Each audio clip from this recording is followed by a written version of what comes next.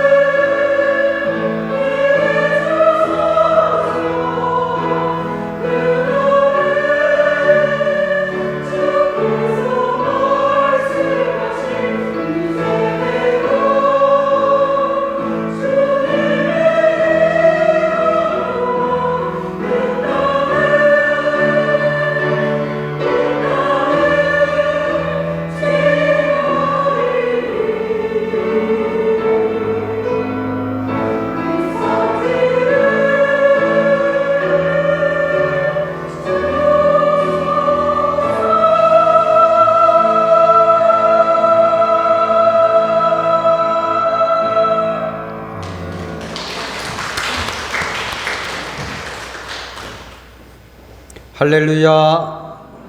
우리 찬양대 은혜로운 찬양 감사합니다. 우리 옆에 분들하고 인사 한번 하시죠. 사랑하고 축복합니다. 잘 오셨습니다.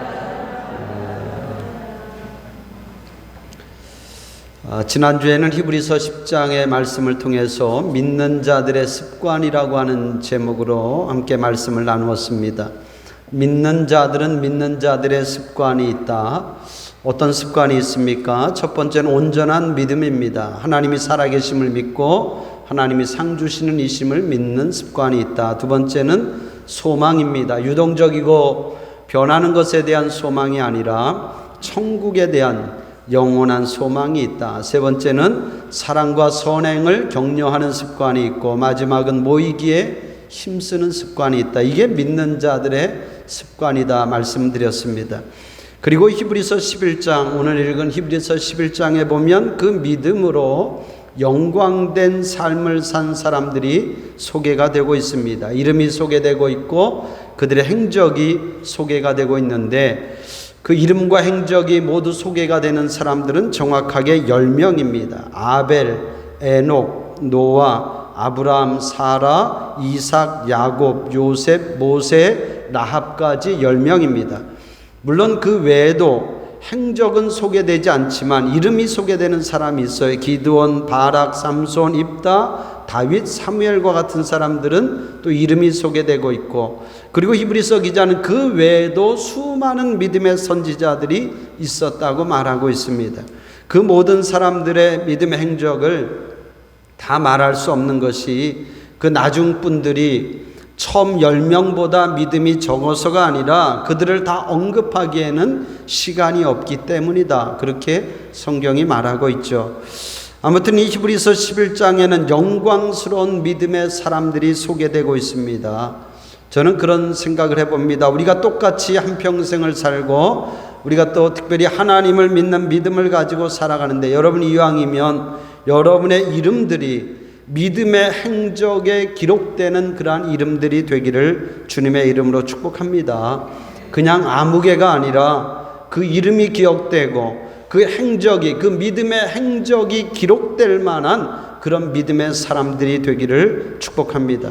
저는 오늘부터 이 주일 낮 예배 시간에 히브리서 11장에 나오는 믿음의 사람들, 특별히 그 이름과 그 믿음의 행적이 소개되는 이 10명의 사람들을 한 분씩 좀 보려고 합니다. 한 분 한 분이 참 소중한 믿음의 사람들입니다. 오늘은 첫 시간으로 아벨의 믿음을 보려고 합니다. 아벨의 믿음을 보는데 제가 오늘 말씀의 제목을 하나를 보면 열을 안다, 그렇게 정해 보았습니다. 여담이지만 여러분, 설교자는 설교를 준비할 때 상당히 제목을 붙이는데 고민을 많이 하고 또 기도하게 됩니다. 처음부터 제목을 정하고 설교를 준비하기도 하지만 때로는 또 설교를 준비하면서 제목을 붙이게 되는 경우도 있는데, 오늘 설교 이 제목은 제가 설교 준비하는 과정에서 붙이게 되었습니다. 하나를 보면 열을 안다고 하는 것이 어떤 의미인지 오늘 설교를 들으면 그 의미를 쉽게 알 수 있으리라 생각합니다. 여러분, 아벨은 인류의 최초의 사람이었던 아담과 하와가 낳은 자식입니다.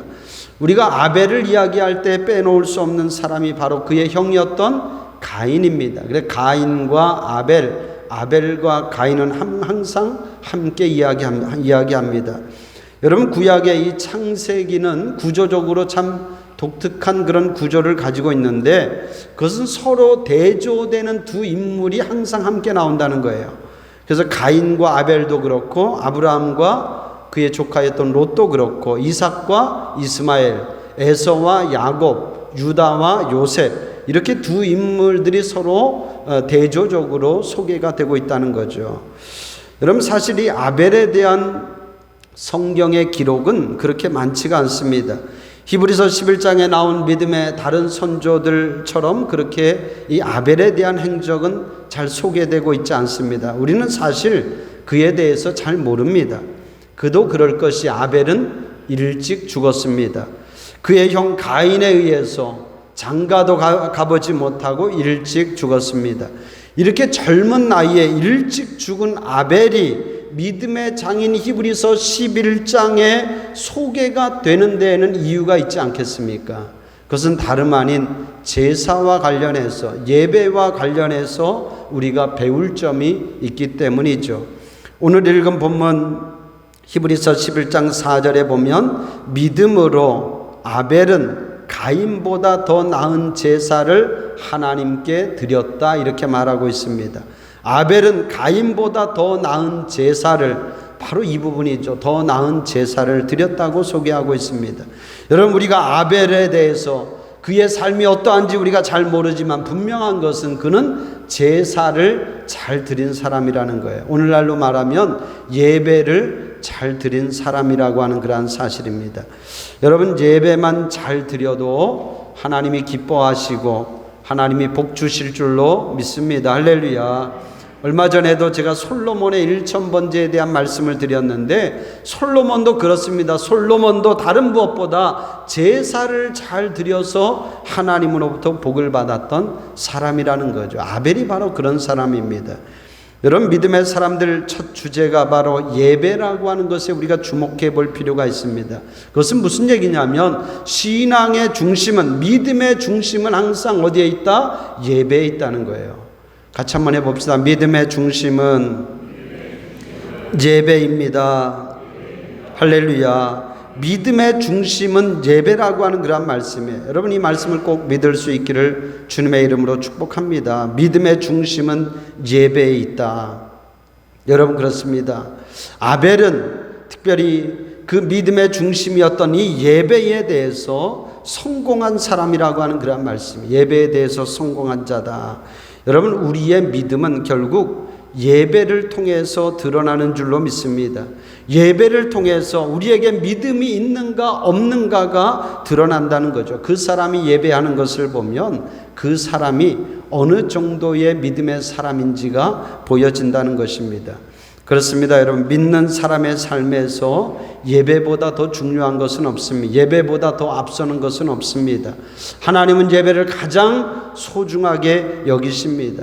우리의 존재의 목적도 예배가 되어야 하고, 할렐루야, 우리 교회가 존재하는 목적도 예배가 되어야 될 줄로 믿습니다. 한 교회의 결국 수준은 뭐냐? 예배하는 모습을 보면 그 교회의 수준이 드러난다는 거죠. 저는 정말 우리 대성교회가 다른 그 무엇보다도 예배를 잘 드리는 그러한 재단이 되기를 축원합니다. 살아있는 예배의 은혜와 축복을 누리는 교회가 되기를 축복합니다. 여러분이 예배를 위해서 많이 기도해 주시고, 그리고 또 여러분이 예배에 참여할 때 그렇게 마음을 모아서 이 예배에 참여해 주시기를 바랍니다. 여러분, 그렇습니다. 오늘 우리가 이 주일에 교회를 찾아왔는데, 교회를 찾은 가장 큰 이유는 뭐냐? 하나님께 예배 드리기 위함입니다. 우리가 물론 이 예배를 위해서 돕는 많은 손길들이 있어요. 사역하는 많은 사역들이 있습니다. 그러나 그 많은 사역도 중요하지만 우리는 사역자이기 이전에 예배자라고 하는 사실을 잊어서는 안 됩니다. 맡은 일을 내가 성실하게 열심히 감당하는 것도 중요하지만 그보다 더 중요한 것은 하나님께 예배하는 일이고 하나님이 받으실 만한 예배를 드리는 것인 줄로 믿습니다. 자, 이제 아벨이 어떻게 제사를 드렸는지, 어떻게 예배를 드렸기에 그가 의로운 자라고 하는 그런 증거를 받게 되었는지 오늘 말씀을 통해서 몇 가지로 살펴봅니다. 첫 번째, 아벨은 하나님께 제사하였습니다. 할렐루야. 자, 4절 말씀 다시 한번 같이 한번 읽어볼까요? 4절 시작. 믿음으로 아벨은 가인보다 더 나은 제사를 누구에게? 하나님께 드림으로. 할렐루야. 아벨은 하나님께 제사했다. 제사의 대상이 누구였다? 하나님이었다. 예배의 대상이 하나님이었다. 아니, 목사님, 뭐 그런 당연한 얘기를 하세요. 우리 예배의 대상이 하나님인 것 모르는 사람이 어디 있습니까? 그렇습니다, 여러분. 당연한 얘기입니다. 그런데 이 당연한 얘기를 우리는 다시 한번 짚고 넘어가야 됩니다. 과연 우리는 우리의 예배의 대상이 하나님임을 의식하고 예배하고 있느냐 하는 거죠. 여러분, 이 부분을 우리가 망각할 때가 참 많습니다. 왜 망각할까? 그것은 하나님이 보이지 않기 때문이죠. 만약 이 앞에 하나님이 딱 이렇게 앉아 계신다고 하면 우리의 태도가 달라질 것입니다. 하나님의 형상이라도 여기 갖다 놓으면 예배하는 우리의 자세가 달라지겠죠. 여러분, 불교나 카톨릭을 보면 그들의 의식 가운데 나름 경건함이 보입니다. 사실 들여다보면 별것 없는데 그래도 있는 것처럼 보이잖아요. 그 이유가 뭘까? 그 중에 하나는 바로 이런 부분도 있을 것입니다. 여러분, 법당에 가면 그 앞에 뭐가 있어요? 부처님이 아주 인자한 모습으로 이러고 있죠. 나는 아무것도 없다 이러고 인자한 모습으로 앉아 계세요. 그리고 천주교 성당에도 가보면 예수님의 상이 있고 마리아의 상이 있습니다. 어쨌든 그것이 우리 눈에 보이니까 그 예배 대상자가 그 앞에 형상으로라도 앉아 계시니까 예배하는 자세가 달라질 수밖에 없습니다. 그 앞에서 경거망동할 수 없는 거죠. 사실은 이런 형상을 만들고 싶은 욕망은 우리에게도 오래전부터 있었습니다. 실제로 이스라엘 백성들이 광야 생활하는 중에 모세가 시내산에 올라간 그 사이에 저들이 어떻게 금송아지 형상을 만들어서 하나님으로 섬겼던 적이 있죠. 그러니까 뭔가 보이는 것을 만들고 싶은 욕망이 있다는 거예요. 근데 하나님은 분명하게 우리에게 말씀하고 있습니다. 너희를 위해서 어떤 형상도 만들지 말아라. 할렐루야. 그게 10계명의 2계명 아닙니까? 너희를 위해서, 너를 위해서 우상이나 어떤 형상도 만들지 말라는 거예요. 너를 위해서, 우리의 편의를 위해서, 우리가 그렇게 하고 싶다고 해서 그렇게 어떤 형상도 만들어서는 안 된다는 거죠. 이 계명 때문에 우리는 오늘도 십자가 외에 그 어떤 형상도 두지 않는 것입니다. 그런데 그러다 보니까 문제가 뭐냐면 우리도 모르게 예배의 대상이 누구인지 우리가 잊을 때가 너무 많다는 거예요. 우리가 우리 앞에 하나님이 계시다고 하는 건 망각합니다. 잊고 예배합니다. 여러분, 비록 이 앞에 하나님의 형상은 없지만 우리의 예배의 대상이 하나님임을 잊지 마시기를 바랍니다. 눈에 보이진 않지만 영이신 하나님이 이곳에 임재하여 계심을 믿을 수 있기를 축복합니다. 이 믿음이 우리에게 확실하다면 우리가 함부로 예배할 수가 없습니다. 자세는 달라져야 합니다. 물론 경직될 필요까지는 없지만 나름 진지하고 경건한 자세로 예배해야 될 줄로 믿습니다. 여러분, 그렇잖아요. 우리가 우리 앞에 우리보다 윗사람만 앉아 있어도 큰 소리를 낼 수 없고, 또 우리가 예를 들어 함부로 팔짱을 낀다거나 무슨 다리를 꼬고 그렇게 앉지 않습니다. 하물며 만왕의 왕이라고 고백하는 하나님 앞에서 우리가 어떻게 함부로 할 수 있겠냐 말이죠. 여러분, 이게 좀 고리타분하게 들릴지 몰라도 이 마음가짐, 이 태도가 참 중요합니다. 이 부분이 확고하지 않으면 아무리 예배에 대해서 10가지, 20가지를 이야기해도 그건 소용이 없어요. 여러분, 축복하기는 예배 자리에 나올 때마다 우리는 누구 앞에서? 하나님 앞에서 예배한다고 하는 그 믿음을 분명히 할 수 있기를 축원합니다. 첫 번째, 아벨은 하나님께 제사하였습니다. 두 번째, 아벨은 제사할 때에 양의 첫 새끼와 그 기름을 드렸습니다. 할렐루야. 같이 해봅시다. 양의 첫 새끼와 그 기름을 드렸습니다. 여러분, 창세기 4장에 보면 가인과 아벨의 이야기가 나오죠. 이 가인과 아벨의 이야기 가운데 화두는 뭐냐면 제사입니다. 정확하게는 저들이 드린 제물입니다. 저들이 어떻게 제물을 드렸고 하나님이 그 제물을 어떻게 받으셨는지 성경은 기록하고 있습니다. 아벨은 무엇으로 하나님께 드렸죠? 양의 첫 새끼와 기름으로 드렸고, 가인은 뭐로 드렸죠? 농사를 지어서 땅에 소산으로 제물을 드렸습니다. 그런데 하나님이 아벨의 제물은 받으셨고 가인의 제물은 받지 않으셨습니다. 이에 대해서 여러 의견들이 있었어요. 예전에는 그렇게 말하는 분들도 있었습니다. 아벨의 제물에는 피가 있어서 하나님이 받으셨고 가인의 제물에는 피가 없기 때문에 하나님이 받지 않으셨다, 그렇게도 말하는 분들이 있었습니다. 나름 타당하게도 들리죠.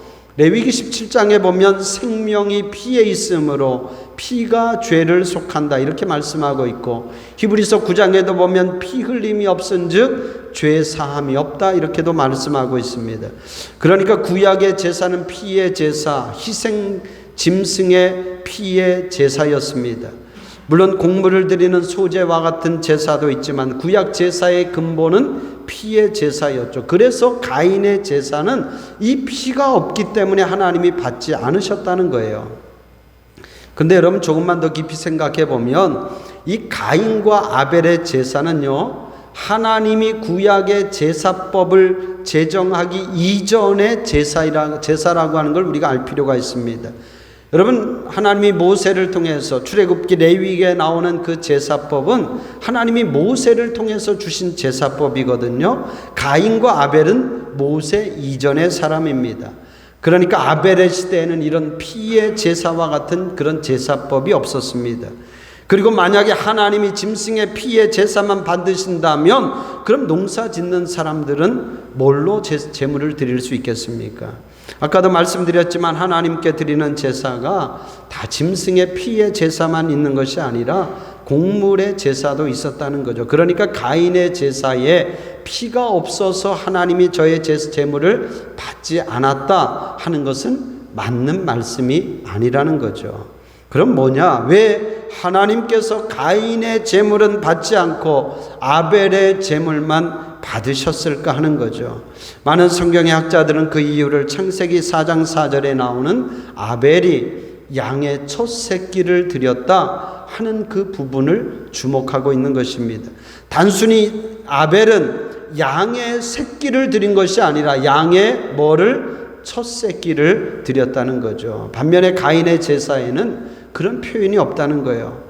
4장 3절에 보면, 창세기 4장 3절에 보면 세월이 지난 후에 가인은 땅의 소산으로 제물을 삼아 여호와께 드렸다고만 그렇게 기록하고 있습니다. 땅의 소산물, 땅의 첫 소산물이 아니라 그냥 소산물입니다. 바로 이 차이를 우리는 주목해 봐야 됩니다.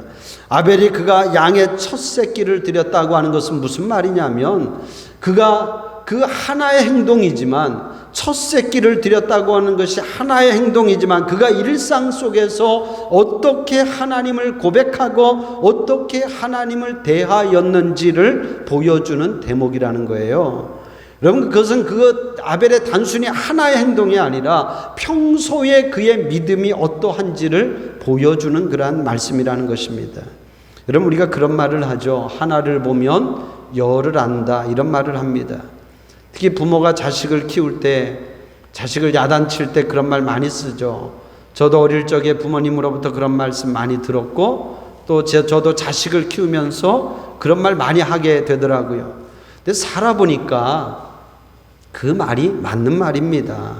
하나를 보면 열을 알 수 있어요. 그 단순한 하나가 아니라는 거예요. 그 하나가 그 사람의 습관이고, 그 하나가 그 사람의 인격이고, 그 하나가 그 사람의 행동이더라는 거죠. 그 하나가 바로 그 사람이라는 거죠. 바로 이 아벨의 이 행동 하나, 그가 양의 첫 새끼를 하나님께 드렸다고 하는 이 행동 하나가 결국 그 아벨이 어떤 사람인지를 우리에게 보여주는 대목이라는 거예요. 그가 평소에 어떻게 하나님을 믿었는지, 평소에 어떻게 하나님을 대했는지를 보여주는 대목이라는 것입니다. 여러분, 좀 이해가 되고 동의가 되시는지 모르겠습니다. 죄송한 말씀이지만 제가 목회를 20년 넘게 해보니까요, 하나를 보면 열을 알 수 있어요. 그 하나를 보면 열을 알 수 있는데 그 하나가 뭐냐면 바로 물질입니다, 여러분. 예물 드리는 거예요. 그 사람이 물질을 드리는 것을 보면 그 사람의 믿음이 보입니다. 그건 분명한 사실이에요. 제가 우리 전도사님 첫 예물 드리는 걸 보고 제가 마음이 참 흐뭇했습니다. 참 잘 배웠구나. 신앙교육을 참 잘 받았다. 하나님을 대하는 태도가 다르구나 생각했습니다. 여러분이 보기에도 그럴 거라고 생각을 해. 참 우리 전도사님 믿음이 좋아요. 물질 드리는 그 하나를 보면 열을 알 수 있다는 거죠. 여러분이 제 말에 실족하지 않기를 바랍니다. 물론 이 가운데는 정말 드리고 싶어도 드리지 못하는 분들이 있음을 제가 잘 알고 있습니다. 그 때문에 여러분 마음 상해하지 마십시오. 하나님이 알고 저도 알고 있습니다. 다만 여러분 낙심하지 말고 기도하십시오. 하나님, 저도 하나님 앞에 온전한 물질을 드릴 수 있게 해달라고 그렇게 기도하실 수 있기를 바랍니다. 아무튼 그가 드리는 것을 보면 열을 알 수 있다는 거예요. 할렐루야. 그가 드리는 것을 보면 어떤 사람인지, 어떤 믿음의 사람인지가 보인다는 거죠. 여러분, 첫 새끼가 뭡니까, 여러분? 첫 새끼가 가장 귀한 것입니다. 가장 값진 것이죠. 자식도 첫 자식이 귀합니다. 사랑도 첫사랑이 귀하고, 직장도 첫 직장이 귀하고, 첫 봉급이 귀합니다. 그런데 성경에서는 그 처음 것을 언제나 하나님께 드려라 이렇게 말씀하고 있어요. 무슨 얘기입니까? 가장 귀한 것을 드리라는 거죠. 가장 값진 것을 드리라는 거죠. 잠언 3장 9절에도 보면 내 재물과 내 소산물의 처음 익은 열매로 여호와를 공경하라. 할렐루야. 내 소산물의 처음 익은 열매로 여호와를 공경하라. 가인에게는 이런 모습을 찾아볼 수 없다는 거예요. 그도 소산물의 처음 익은 열매로 드릴 수 있었지만 처음 익은 열매로 드리지 못했다는 거죠. 여러분, 이게 하나님의 말씀입니다. 처음 것을 드리는 믿음 되기를 주님의 이름으로 축복합니다. 드린다고 다 하나님이 받으시는 것이 아니라 가장 귀한 것을 드리고 가장 값진 것을 드릴 때 하나님이 기뻐 받으심을 믿을 수 있기를 축복합니다. 말라기서에 보면 하나님이 말라기 선지자를 통해 그런 말씀하셔요. 너희가 어찌하여 훔친 것과 병든 것과 저는 것을 하나님께 드리느냐? 그것을 내가 받을 수 있다고 생각하느냐? 그렇게 책망하는 이야기가 나오죠. 사람 눈에는 다 같은 재물인 것처럼 보여도 하나님 눈에는 다 같은 게 아니라는 거예요. 그 가운데는 훔친 재물이 있고 병든 재물이 있고 온전치 못한 재물이 있다는 거죠. 사랑하는 성도 여러분, 언제나 하나님은 처음 것을 받기를 원하십니다. 11조의 정신도 바로 그런 거예요. 쓰고 남은 11조가 아니라 내 소득 가운데, 내 봉급 가운데 가장 먼저 떼는 11조. 그게 믿음이고 그게 사랑이고 그게 그 사람의 정성입니다. 하나님은 그런 예물을 받기를 원하신다는 거죠. 옛날에 우리 어른들이 그 어려웠던 시절에도 다 성미를 떴습니다. 그 성미를 드릴 때 여러분 어떻게 했습니까? 밥을 하려고 여러분들이 쌀독에서 쌀을 풀면 가장 먼저 성미를 떼는 거예요. 제 식구 먹을 쌀보다 먼저 하나님께 그리고 목사님께 드릴 성미를 뗐잖아요. 그게 진짜 성미였죠. 여러분, 이왕 믿음 생활하는 것, 첫 것을 주님께 드리는 그러한 믿음 되기를 주님의 이름으로 축원합니다. 아벨은 그랬다는 거예요. 하나님을 믿을 때에 그런 믿음을 가지고 그가 하나님을 믿었다는 것입니다. 그뿐만 아니라 그 다음에 보면 그가 그 기름으로 하나님께 드렸다 이렇게 말하고, 기름, 여러분 기름이라고 하는 것, 여러분 이건 좀 설명이 필요한데, 히브리어로 기름을 드렸다고 하는 것은 최상품, 가장 좋은 것으로 드렸다는 말입니다. 여러분 희생제물에 있어서 그래서 항상 희생제물에 하나님의 것이 두 가지가 있어요. 절대로 사람이 취할 수 없는 것이 두 가지가 있는데 하나가 뭐냐? 피고 하나가 또 기름입니다. 기름. 그러니까 그만큼 기름이 중요했다는 거죠.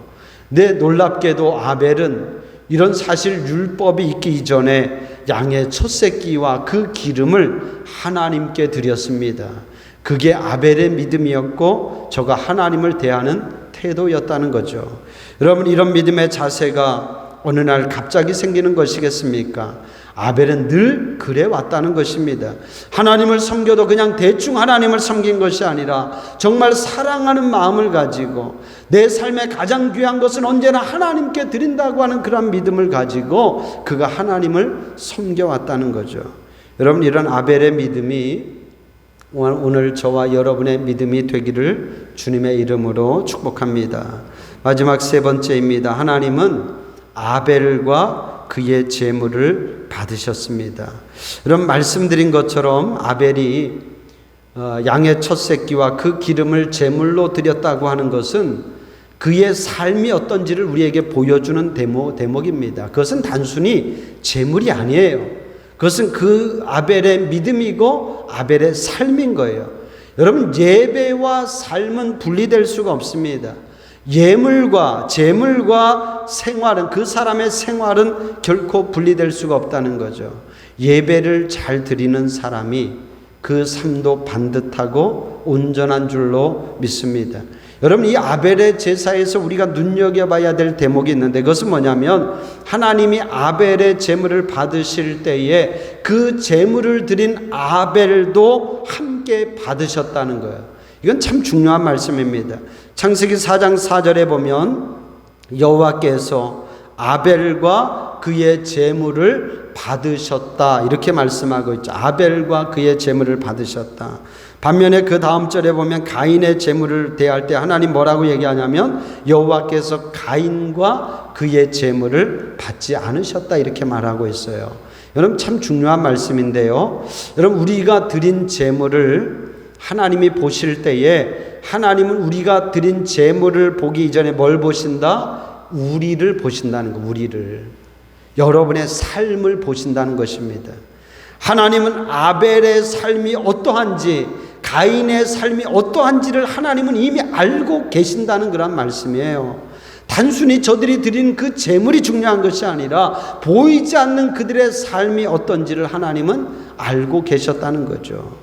여러분, 그렇습니다. 단순히 저들에게 차이가 그 예물의 종류가 다른 것이 아니라 그들의 삶이 달랐다는 것, 삶이. 오늘 말씀에도 보면 아벨을, 히브리서 11장에 보면 믿음으로 아벨은 가인보다 더 나은 제사를 드림으로 의로운 자라 하는 증거를 얻었다. 의로운 자라고 말하고 있고, 마태복음에도 보면 예수님께서 이 아벨을 이야기할 때 의인 아벨이라고 이렇게 표현하고 있습니다. 왜 아벨을 의인이라고 말하냐면 저가 형에게 쳐 죽임을 당해서 의인이 아니라는 거예요. 평소에 아벨의 삶이 하나님 앞에서 의인이었다고 하는 그런 말씀입니다. 사실 우리가 아벨의 삶에 대해서 잘 몰라요. 성경에 다른 이야기는 없습니다. 다만 말씀드릴 수 있는 것은 그 하나를 보면 열을 안다고, 그가 예물 드리는 그 자세와 그 태도를 보면 그의 삶이 어떠한지가 보여진다는 거죠. 그냥 그것은 추측이 아니라, 저의 추측이 아니라 히브리서 기자가 그것을 증명하고 있고 예수님이 그 부분에 대해서 증언하고 있다고 하는 사실입니다. 반대로 가인은 그의 삶이 어떠했는지가 성경에 그래도 기록되고 있습니다. 하나님이 그의 제물을 받지 않으셨다고 하는 것이 단순히 가인의 제물이 마음에 들지 않아서가 아니라 그의 삶에 뭔가 문제가 있었다는 거예요. 그래서 가인과 그의 제물을 받지 않으셨다고 그렇게 말씀하고 있는 것입니다. 가인에 관해서 성경에 몇 구절 나오는데 유다서 1장 21절에 보면 가인은 심판받을 자, 멸망받을 자로 그렇게 묘사하고 있습니다. 요한일서 3장 12절에도 보면 그렇게 말합니다. 너희가 가인과 같이 하지 말라. 저는 악한 자에게 속하여서 그 아우를 죽였다, 이렇게 말씀하고 있어요. 가인은 무슨 얘기냐면 악한 자였다는 거예요. 악한 자였다고 정확하게 말하는 겁니다. 그가 아우 아벨을 죽여서 악한 자가 된 것이 아니라 이미 가인은 악한 자였다는 거예요. 악한 자였기 때문에 그 아우를 죽였다는 말입니다. 그 사실을 창세기 4장에서 뒷받침해 주고 있는데, 창세기 4장에 보면 하나님이 가인의 제물을 거부하자 가인이 분노합니다. 그때 하나님이 가인에게 말씀하고 있어요. 네가 분하여 함은 어찌 됨이며 안색이 변함은 어찌 됨이냐, 그렇게 말하고 있습니다. 그러니까 무슨 얘기냐면 가인이 그 하나님의 말씀에 안색이 변하고 분하였다는, 그만큼 가인의 성품이 좋지 않았다는 거죠. 여러분, 본인을 잘 알잖아요. 하나님이 내 재물을 받지 않으셨으면 왜 받지 않으셨는지를 가인은 압니다. 그러면 내가 내 문제, 내 자신의 죄에 대해서 깨닫고 저가 회개하고 돌이켜야지. 얼굴색이 변하였다는 것은 그의 성품이 어떠한지를 보여주는 대목입니다. 그는 그만큼 겸손하지 못했던 거죠. 아니나 다를까 결국 가인은 그 분을 사귀지 못하고 돌아가서 그 동생을 쳐 죽였습니다. 가인이 그런 자였다는 거예요. 하나님이 그런 가인을 모를 리가 없습니다. 그러니까 그 제물을 받지 않으셨다는 거예요. 가인이 겉으로는 하나님을 예배하는 것처럼 보였지만 그는 전혀 하나님과 관계없는 사람이었다는 거죠.